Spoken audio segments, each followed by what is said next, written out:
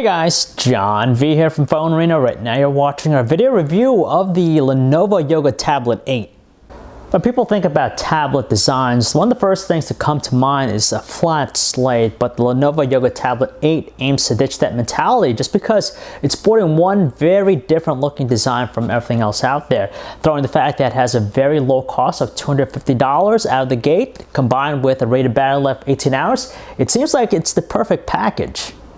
For something that's priced so low, we're astounded with the overall design of the Lenovo Yoga Tablet 8. It just has a good combination between its construction, sturdiness, choice of materials, and its unique shape. Its casing is actually comprised out of two different materials. You have polycarbonate and aluminum alloy, and you could tell the good contrast, giving it a nice clean finish. From a profile view, you could tell also how thin the tablet is, but towards the one edge here, the cylindrical handle, it thickens up, of course, and that's where its battery is stored. But the nice thing about that, it gives us a very comfortable feel in the hand as we're holding it. What we get on here is an 8-inch 1280 by 800 IPS LCD panel, which gives it a pixel density count of 189 pixels per inch.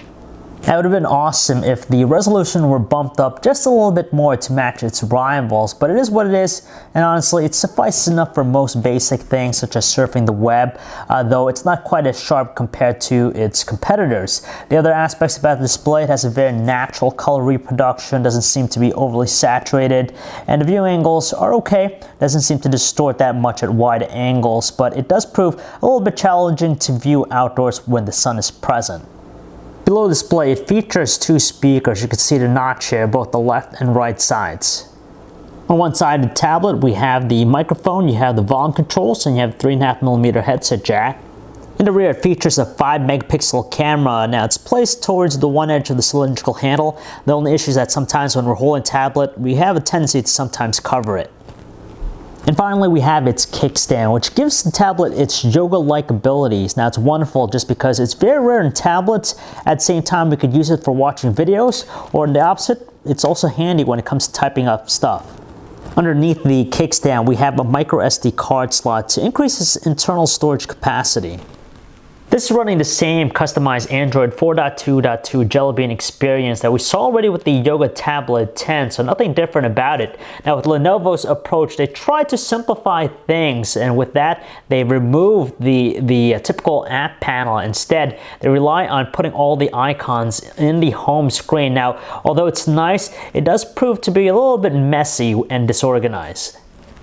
At the very least, we have the core functions of Android, meaning that we have a rich personalization element with the platform. We have the notifications panel, which is very useful. We have quick access to some connectivity features. And top it off, Lenovo has included this smart sidebar function, which allows us to gain access to some settings and also some recently used applications. Okay, we get why Lenovo decided to take this approach with the experience. It's not comprehensive like some others out there, nor is it features rich. So meaning if you're a power user, you're not going to really, it's not going to appeal to you that much. But if you're on the other end of the spectrum, if you're someone who wants a simplified and basic approach, this will get the job done for you.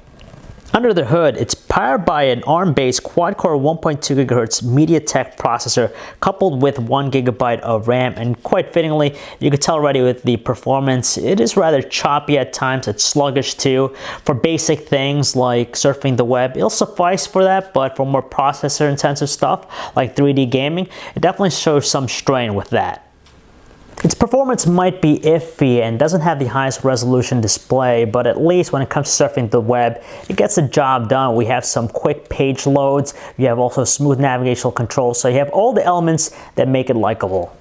It's rather challenging typing up messages with its on-screen keyboards. Now with the portrait one here, it just doesn't have the same consistency on both sides because of the cylindrical handle, so it feels a little bit awkward. And when we try using the landscape one with the kickstand and it's an angle, the only problem is that, of course, the layout itself is a little bit cramped to the touch, but seeing that the rubber feet are only on one side, not the bottom, when we type using this way, the tablet tends to slide. The music player is none other than the Google Play Music application that we're all familiar with by now. As far as the audio quality, with its two front-firing speakers, it's rather flat to its tone, so its output's nothing more than average. The best part about the video watching experience, of course, the kickstand, it's just ideal and really helps out for the occasion, giving us that hands-free experience. As far as the performance, it's good. The screen's ample enough, and of course the performance also smooth. The camera app's a little bit more than just your basic thing, just because it has a combination between different shooting modes, so we could apply different color effects, and it even gives us some controls such as white balance adjustment, the ISO, and so forth. Now the trick is when it comes to taking photos, that to make sure that you're not covering the camera, because the placement of it is in a little bit different position. Sometimes our hands just get in the way. Even though it's armed with a 5-megapixel camera, you could pretty much forget about taking photos just because the quality is just abysmal. It's below average compared to some other devices out there. The biggest thing here is that details are just very speckled looking, so it's lacking in that. Colors are bland, kind of washed out, it seems rather subdued, and overall, it's just not pretty. Worse yet is its 1080p video recording quality. It's just atrocious, abysmal. The biggest thing here is just the presentation value is lackluster in every category. Details are flat, non-existent, very soft. Colors are bland, washed out, very choppy with its frame rate, and the audio recording is a little bit scratchy. It might not have a top-notch performance in all categories, nor is it high spec, but at $250 for the Lenovo Yoga Tablet 8, it offers an exceptional amount of value, especially more when you think about that great battery life it has to offer. It just really beats out most of the other things out there. If you're looking for something that's compact, has longevity, this is a tablet that's going to be right for you. So if you guys want to learn more about the Lenovo Yoga Tablet 8, you can check out our website, phonearena.com. It's John V. Thanks for watching.